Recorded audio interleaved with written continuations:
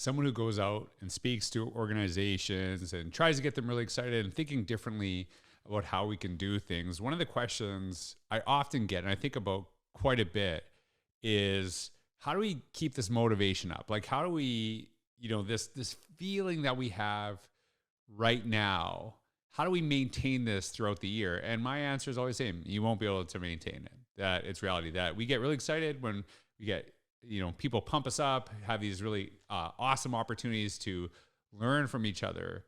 But the reality is we focus so much on others motivating us, but that doesn't last. It's really about how we find discipline in ourselves. And this is not only true in education, this is true in all aspects of learning and even how we take care of ourselves. And one of the things I've really done over the past few years is really improve my health.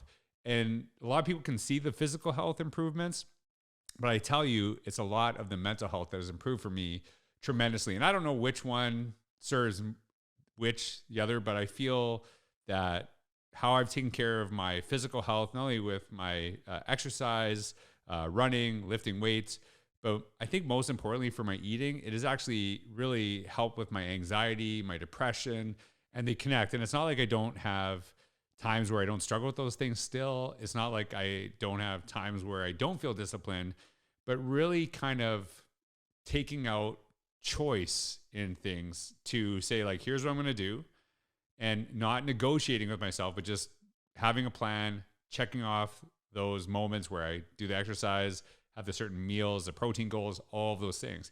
And I know this is an education podcast, and a lot of people are like, why is this guy talking about health and fitness in an education podcast? But then we have this huge wellness crisis, not only with kids, but with educators as well, all over the world, not just in North America, but honestly, all over the world. I hear about it all the time. So I think it's really important that we talk about these things, kind of figure out solutions for ourselves. And that's why I invited Holli Elliott. She's someone I've connected with years ago. She's currently a sixth grade teacher, and I've been watching her stuff on Instagram. She really inspired me, but she also shares strategies, ideas of how she can actually teach, take care of herself. And it might not work for you. And to be honest with you, she tells me she wakes up at 3:50 a.m. That does not work for me either. And that's okay. It's not about doing what Holly does or doing what I do or doing what some other person that, has different parts of their lives going on. It's about finding what works for you and having the discipline to do it. That's the key to really taking care of your health. And the thing I challenge, and I talked about this in the podcast, and I've talked about it for years, we often say yes to others and no to ourselves. And truly, if you want to help others, you have to figure out how to say yes to yourself so we can better serve others. And so that's what we talked about in this podcast. Give some ideas, kind of how we take care of our health, some of the things that we've learned, how we juggle and balance, our work. Her work obviously is an educator. Mine is like, consultant and speaking with groups around the world. There's a lot of things that you got to kind of figure out, but ultimately it's about what works for you. And that it's not about motivation, it's about discipline. And so Holly gives some really great insights. I know you're going to enjoy this podcast. Hopefully you can learn a lot. I've learned a lot over the last few years, and I hope I can share some of my insights with you as well. But I'll tell you, Holly's really good at this stuff. So I hope you enjoy it. Thank you, and welcome back to another episode of the Innovators Mindset Podcast.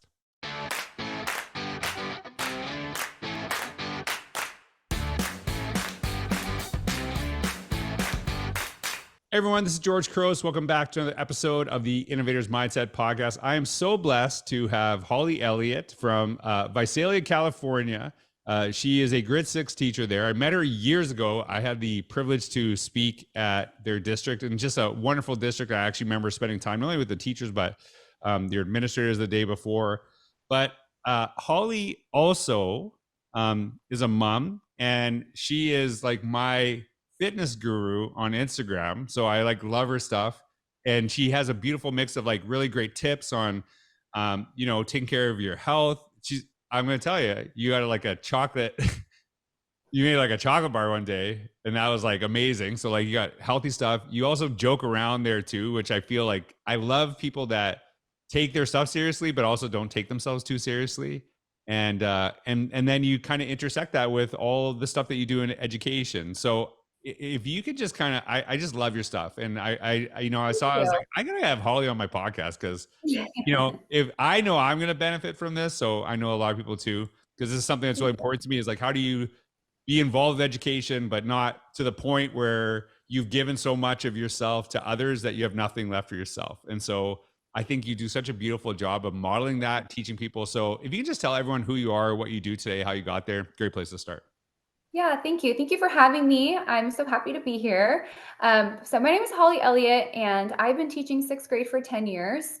I absolutely love sixth graders. They have such a great humor, and they understand my humor because, like you said, if you go to my profile, you're going to see I have a mix of health and teaching and some comedy on there. I try to be funny. Maybe you're laughing at me, not with me, but yeah, so I like how you said you don't want to give yourself too much of yourself away to education because I'm a teacher, but I'm not defined as a teacher. Mm. And something that you said that has stuck with me and that I have actually told a lot of people this too All is right.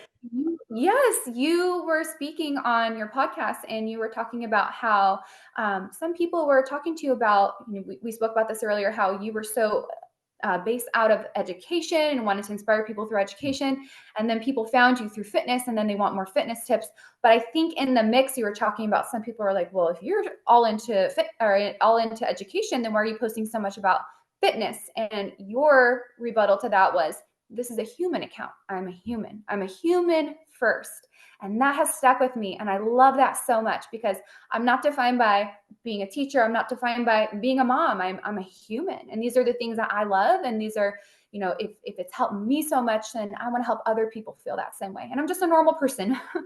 I actually, so of all the stuff I've learned for you, at least got one from me. I love it. That made, Yes. I didn't know that. And I So tell a lot of people that too. yeah, that to me is a really important aspect of this because I think, you hear a lot of people saying like, oh, like mental health is so bad. And like, in education, like we're not taking care of ourselves and stuff like that. And I'm like, yeah, that's why I post this stuff is try to give people some guidance. And still like, I love my job. I love what I do. Yeah. I also love being a dad and, I love working this. And I feel there's room for all of this stuff. So I think highlighting that too. I was just having a presentation. I was talking about a superintendent that I've worked with. His name is Lamont Dean. He's amazing. I love this man. He's in Chapel Hill ISD in Texas. And I actually met him and I pulled up his Twitter profile in front of everybody in this event that I was doing. And it said superintendent. First thing it said superintendent. I said, tell me a little bit about yourself. And he started like saying some personal stuff. I'm like, put that first. Because when someone's really mad at you, and they go on Twitter to blast you, and they see superintendent, they have no problem. But when they see dad, they're like, oh, Yeah, I don't want to be exactly. that person, right? I don't want to be that person because this kid might see, right? And he changed it, and he can see that kind of connection. So I think that's really powerful. So the biggest reason I want to have you on the podcast is I just find how you are doing great stuff as an educator and also taking care of your health. So we kind of talked about this a little bit on the last podcast, but the first one is going to be time. How do you find time for this? Right. And What's I already kind of know your answer, and maybe some people might not like your answer, but mhm, it doesn't matter if you like it, if it's true, right? If it's the truth, mhm. then so like, what do you do to ensure that you're taking care of your own, I think I don't want to just say physical health because I feel that shortchanges it too, right? When I go on a run, my brain clears. I feel Yeah, better. Like I can have the worst day and go on a run, and it just kind of like helps me yeah. because it just clarifies. So because I don't want to just limit this to physical health, but like how do you? I don't want to say find time or balance time, but like how do you make it all work together? Gotta wake up at 3:50 in the morning. I'm just kidding. That's what works for me. And Right. I know it seems a little extreme to wake up at 3:50 in the morning, but I've it doesn't ever get easier. You just kind of get used to it. And you and I were talking earlier about, if you didn't get your workout done in the morning, would you do it in the afternoon? Well, I'm a very scheduled person to where I need everything to kind of work in my way. So if I wake up at 3:50 in the morning, get my workout done for the morning, I'm going to be way nicer in my day, in a better headspace Right. to teach my 34 sixth graders Then after work, when I'm already burnt out, I'm tired, I need to get dinner ready, I need to pick the kids up, all that stuff. So it's really just knowing that in your mind you cannot be mentally weak. You have to have that push in there, and you have to be that voice in your head and say, open your eyes and get up and go. And this is what works for you, and you make a routine out of it. Yeah, and like the thing that I try to, when I work with groups, and people ask me this question, and I know you're going to appreciate this. Well, like, hey, we're all excited right now, but how do we keep this up? I'm like, you can't. Like, I know that I can get you excited and stuff like this, but if you're looking for motivation, that is very temporary. What's really important is discipline, is that you commit to something, you do this. And does someone have to get up at 3:50 a.m.? Probably not. I know you're, No. but even if you got, like, for me, like, so sometimes because my schedule is like, when I'm traveling and I have events and time zone changes and things like this, I know that if I can get 20 minutes of a sweat in, it will change the rest of my day. And I will get that in rather than sleep the extra 20 minutes. And it's weird because if I sleep an extra 20 minutes, I'm way more tired than if I got up that, a little bit earlier and worked out for 20 minutes. Like, I don't know if you feel that too. Like, me sleeping in Oh yeah. does not make me more awake. My husband and I have that conversation all the time because, even like you said, even if you're getting out there and you're getting in a 20-minute workout, I mean, sometimes I do not feel motivated at all. I mean, we all don't. Right. But as soon as I get my body moving for the first 10 minutes, and my husband will tell me this too, just get moving for 10 minutes. 10 minutes is all you need. And I'll get out there and start moving. I'm like, all right, I'm good. I'm good. I can get the rest of this done right now. But even if you're on limited time, going for a walk, walking is so underrated. Going for a walk, clearing your head, getting that movement in, whatever time of the day it works for you, it's going to just change the whole entire aspect of your day. So it's actually really amazing you said that, because, like, there's a lot about walking, improving your fitness, but I think it was Brad Stulberg. It's a really interesting book. I think it's Brad Stulberg and Steve Magnus, and they talked about rest, but they said one of the, like, some of the greatest thinkers of all time, they're talking like Einstein and things like this, made walking an essential part of their process because they knew how it clarified their brain. I actually wrote about it in Innovates of the Box. So there's a science between like getting, like how we're like, oh, we have such a great idea in the shower. There's actually brain science behind that. Like, because it clarifies your thinking. Walking does the exact same thing. I find one of the things that's really helped me, and I think you really kind of not only like describe this, but you model it. When you get up at 3:50 or 3:50 in the morning, I don't get up that early. That's a little early. So, but when you get it, you just do it because you don't, and it's easier to get it done when you've taken the choice out of it. Like, and we talked about in the last podcast about planning.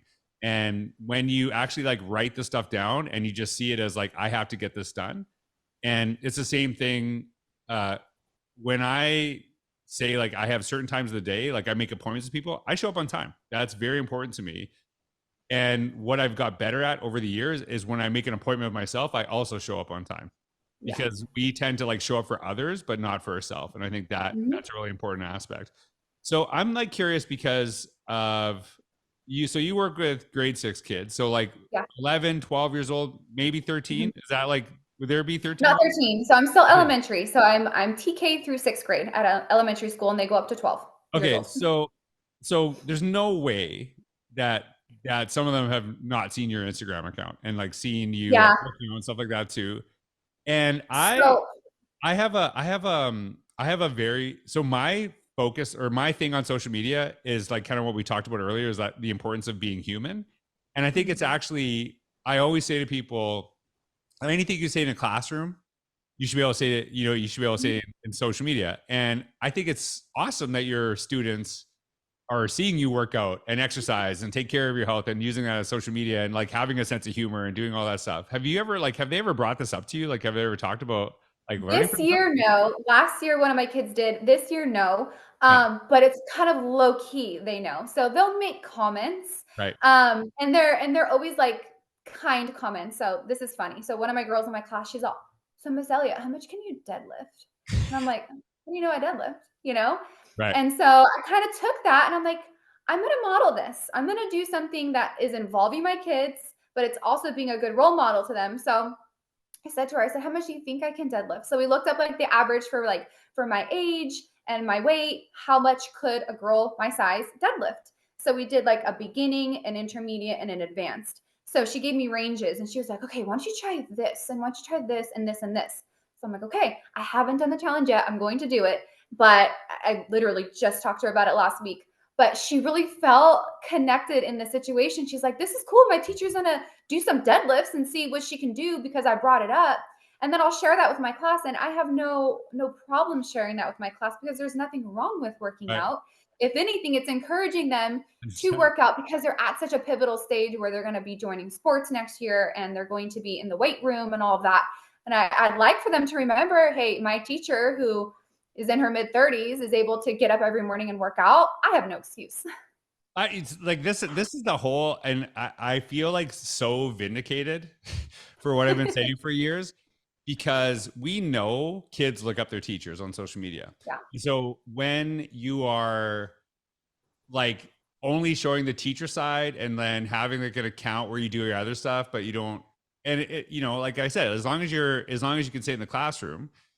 And I think one of the reasons that I feel vindicated is because it shows how you can build a relationship because they see you do this other Yeah. stuff. Like, do you feel that it's actually, and this is, I don't know if you can measure this, but I'm sure you could tell, but like, do you feel it's actually improved learning in your classroom by them seeing that personal connection?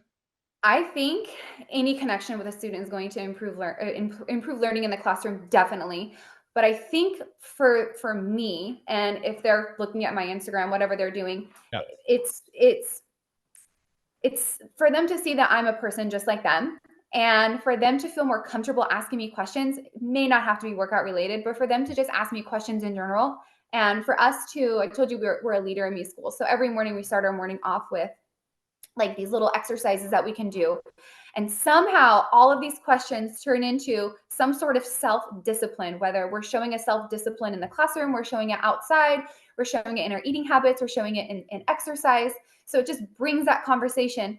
And I want to say that this year, so I started my workout Instagram almost 2 years ago this summer. So last year I had it.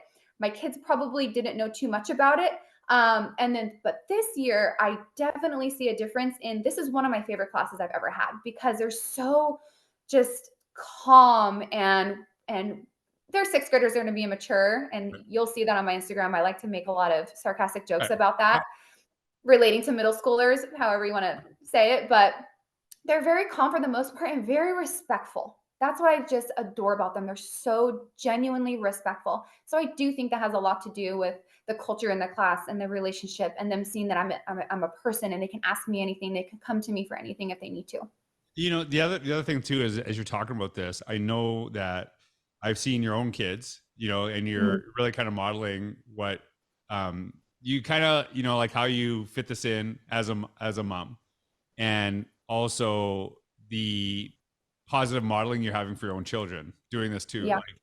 Like my kids will run circles in my driveway and in my, in the main like entrance area because they want to run like dad, right? And Yeah. I want them to run a little faster than dad because dad's slow.